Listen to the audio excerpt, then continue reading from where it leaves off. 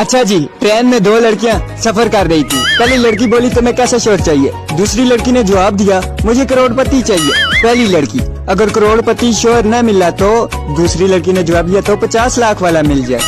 پہلی لڑکی اگر وہ بھی نہ ملا تو دوسری لڑکی تو 25 لاکھ والا مل جائے۔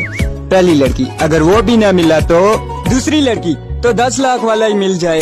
پہلی لڑکی اگر وہ بھی نہ ملا تو دوسری لڑکی تو 5 لاکھ والا سے ہی نظام چلا لیں گے۔ ان کی باتیں سن سن کر اوپر برتھ پہ بیٹھے چاچا غفورے کو غصہ آ گیا اور اپنے غصے میں بول ہی دیا اگر بات 1000 تک آ گئی تو مجھے اٹھا دینا۔